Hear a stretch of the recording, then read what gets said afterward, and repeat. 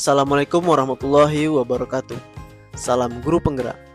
Perkenalkan, saya Muhammad Fadil, calon guru penggerak angkatan 11 dari Provinsi Kepulauan Riau.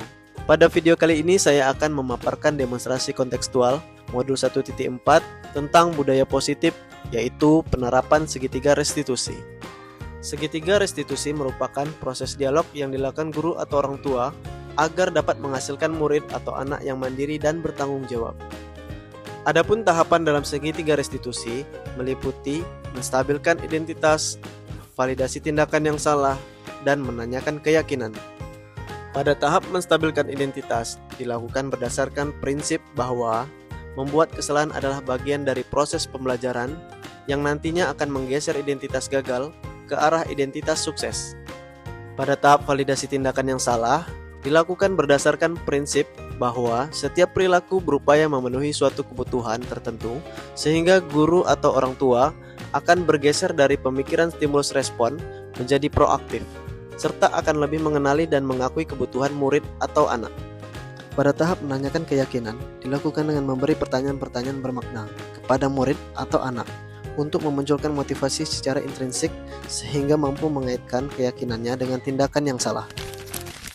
Skenario kasus pertama. Assalamualaikum. Waalaikumsalam, Pak Fadil. Selamat pagi. Luar biasa.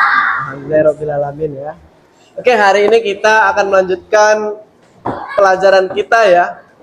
Tapi sebelumnya Pak Fadil tidak melihat Ari dan Arkan nih. Kira-kira kemana mereka ya? Tidak tahu ya? Mereka main bola di lapangan. Oke. Baik, nanti Pak Fadil akan cari mereka ya. Nah, sebelum itu kita buka dulu buku pelajaran kita ya.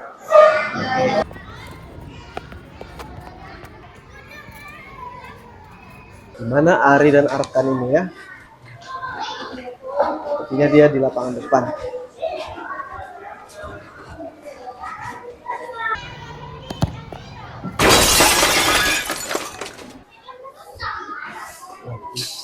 Ari, Arkan, kemari.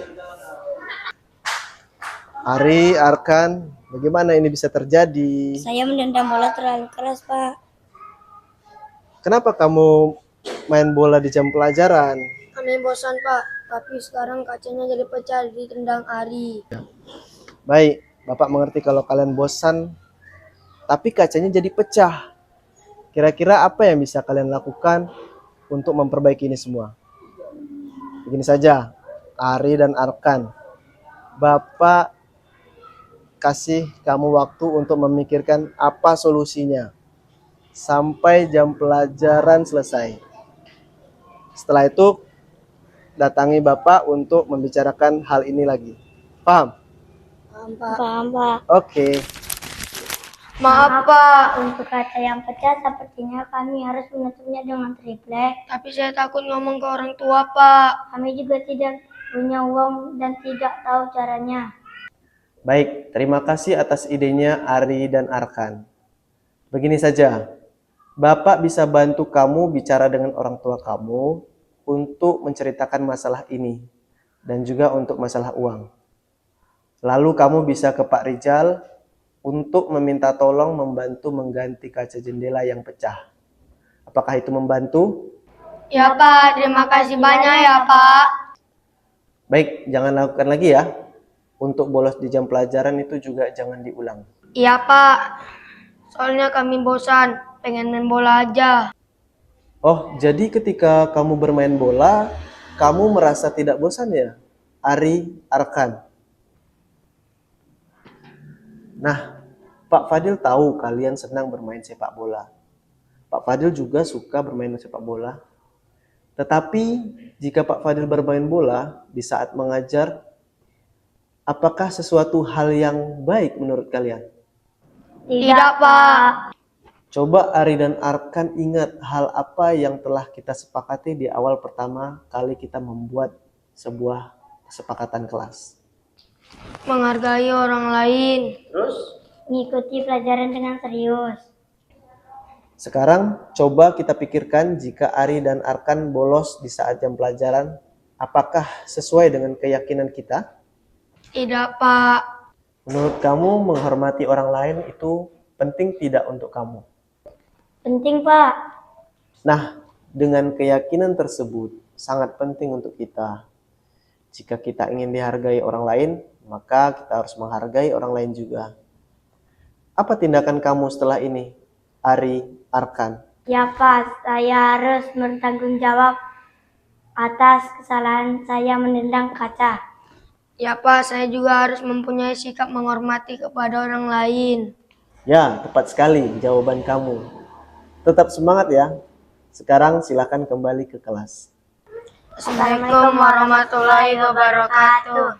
Nama saya Ari. Saya Arkan. Kami senang sekali diajak berdiskusi dengan Pak Fadil untuk dapat mengambil tindakan yang tepat. Dan kami juga harus banyak belajar bagaimana menghormati orang lain agar kami dapat dihargai orang lain, serta harus bertanggung jawab atas apa yang telah kami lakukan. Kami tidak akan mengulangi perbuatan ini lagi. Terima kasih Pak Fadil. Skenario kasus kedua.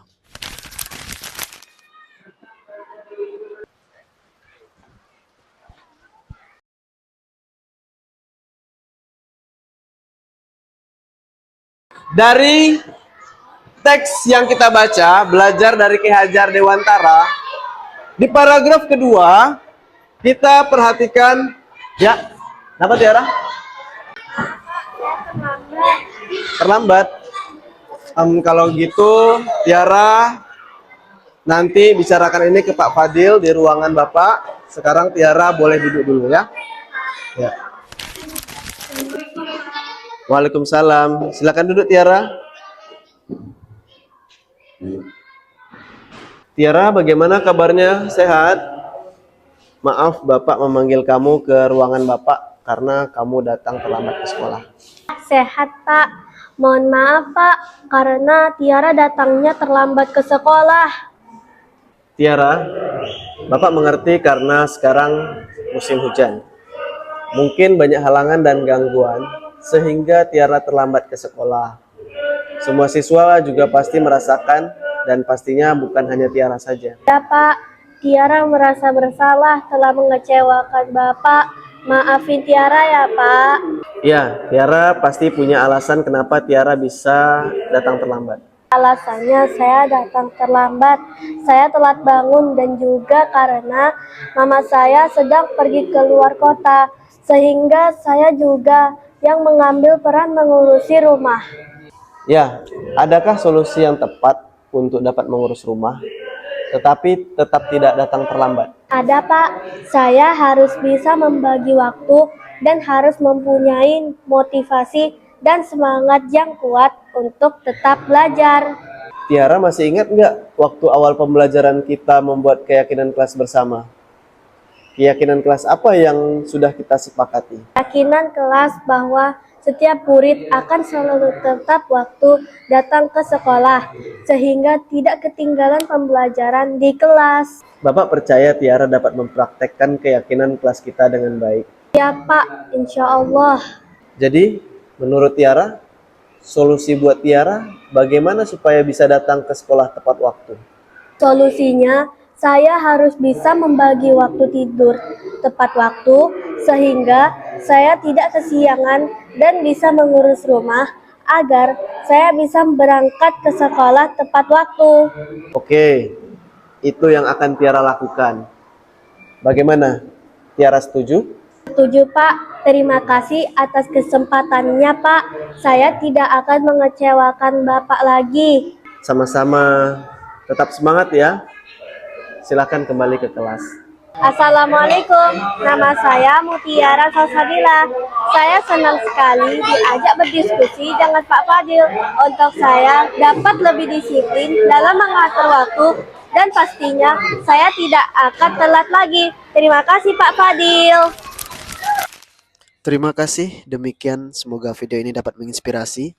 Akhir kata, semoga tergerak, lekas bergerak, dan mari menggerakkan.